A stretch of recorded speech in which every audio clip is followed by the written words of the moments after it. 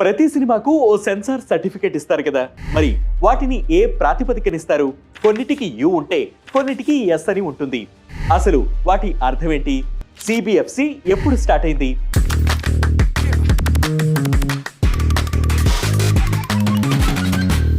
పంతొమ్మిది 1952లో భారత ప్రభుత్వం central board of film certification ను ప్రారంభించింది.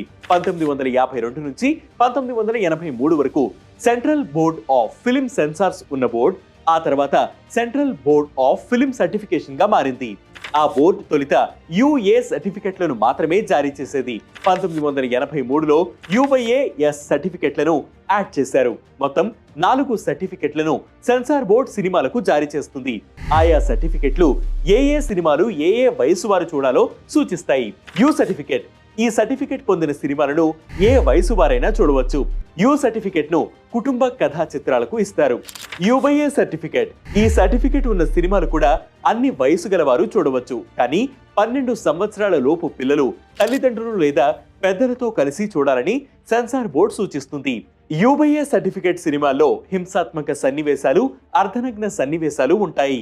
ఇక ఏ సర్టిఫికెట్ ఈ సినిమాలను 18 సంవత్సరాలు నిండిన వారు మాత్రమే చూడాలి. అంటే కేవలం అడల్ట్స్ మాత్రమే చూసే సినిమాలు.